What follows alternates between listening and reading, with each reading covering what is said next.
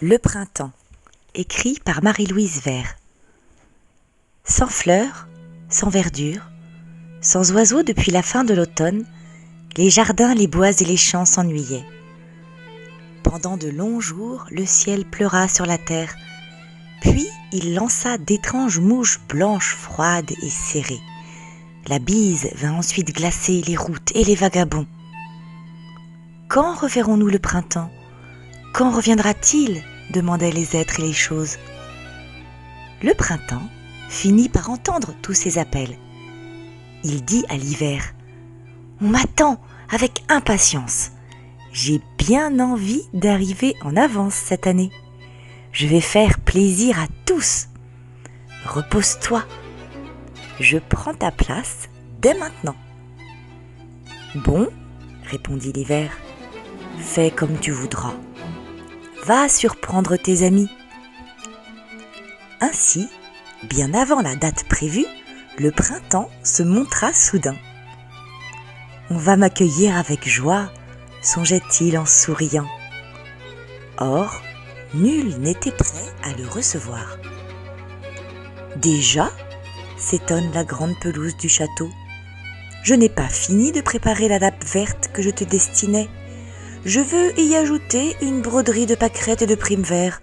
Attends un peu. » « Je n'ai pas terminé mon balayage, » dit le ciel. « Il y a de gros moutons gris dans les coins. Laisse-moi achever mon nettoyage de Pâques. »« Nous dormons si bien. Tu vas nous faire sortir avant l'heure et nous gèlerons, » regrettent les bourgeons de mauvaise humeur en écartant légèrement leurs écailles. Les alouettes elles-mêmes, malgré leur gentillesse, semblaient contrariées. « Nous commençons à peine nos premiers envols, cher printemps.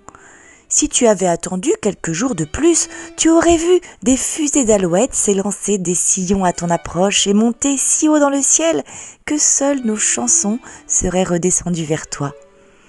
Mais voilà, nos exercices ne sont pas au point. » Partout, le printemps, étonné, sentit qu'il arrivait trop tôt.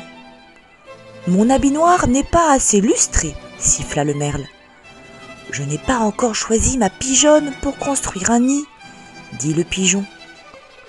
Toute la nature recevait ce printemps précoce sans enthousiasme. « Je n'ai pas assez de couples d'oiseaux pour le cortège de la fête, » entendait-on ici. « Je n'ai ni branches fleuries pour le décor, ni papillons pour le bal, » regrettait-on ailleurs. Nul n'était satisfait. Seul le pinson, toujours de bonne humeur, chanta « Tiens, bonjour printemps !» Mais de tous côtés, on murmurait en s'agitant de mauvaise grâce. « Ma robe de soie, vite ! La mauve, la jaune, la rouge !» s'impatientaient les tulipes. « Où sont nos collerettes ?» réclamaient les pâquerettes. « Mon chapeau doré !» demanda le bouton d'or. « Je n'ai même pas eu le temps de sortir mes mousselines blanches, » regretta l'aubépine. Partout, on murmurait avec humeur. « Pas prêt, pas prêt, pas prêt !» « Quoi ?» s'étonna le printemps, déçu. « N'est-on pas toujours prêt à recevoir un ami ? Un peu d'amour m'aurait suffi. » Peiné, il se détourna avec amertume. « Ce n'est pas mon heure. Hiver, tu peux revenir. »« Bon, » consent l'hiver, « je reviens. » Ne t'attriste pas, ils ne sont jamais contents. À mon approche, tu vas entendre des clameurs et des regrets. Alors, l'hiver lance une giboulée de grêlons, puis une averse de neige. « Que nous arrive-t-il » crie-t-on de tous côtés.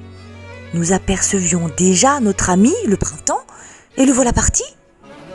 Chacun rentre dans son abri. Il n'est plus question de parure, de chant ni de danse. « Ah, printemps, printemps, quand reviendras-tu ? » ?»« Lorsque cela me plaira, » répond-il. « Je n'ai plus envie de vous faire plaisir, vous m'avez trop mal accueilli. » Il tarde exprès, mais il n'est pas méchant. Il se montre à son heure.